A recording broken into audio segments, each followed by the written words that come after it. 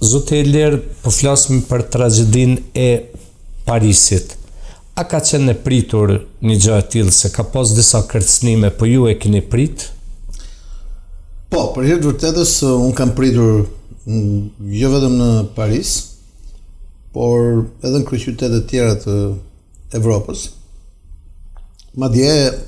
jo vetëm në këtë lloj forme, që më ngjan pak a shumë me atentatin e Bombejt apo të Mumbait, si doni ta shqiproni, në 2008, ku disa njerëz të armatosur me armë zjarri dhe kamikaz hynë dhe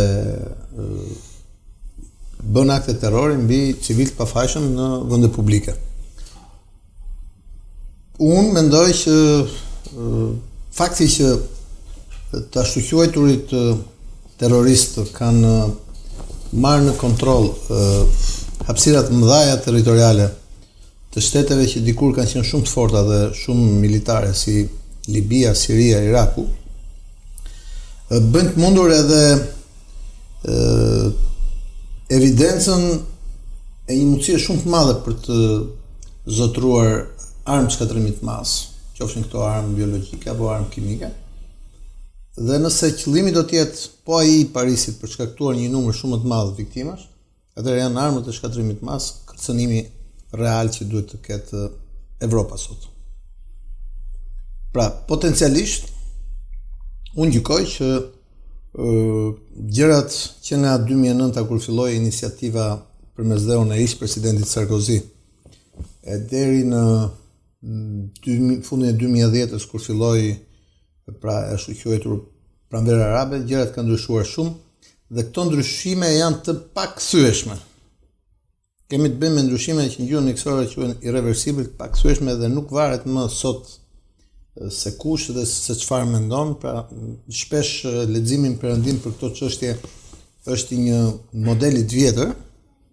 i modelit lindje perëndim, krishtërim islam apo i modelit të kohës luftës ftohtë,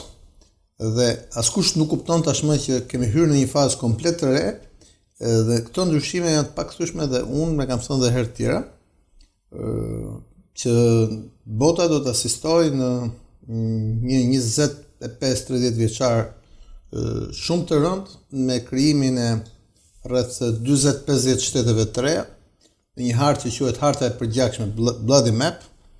dhe këto 40-50 shtete të reja do jenë gjitha në hapësirën nga Atlantiku, pra nga Afrika Perëndimore, pra ajo që ne njohim si Maghreb, zona e Marokut, Saharas Perëndimore, e deri në kufit e paqësorit nëpërmjet Azisë, që nuk kupton me gjithë Afrika Veriore, gjithë linja e mesme nga Diskulli Arabik, gjithë pjesa e Azisë qendrore, e deri në ato që ne njohim sot si Kina, dhe këto do jenë vite të cilat geopolitika do ndryshojë jo vetëm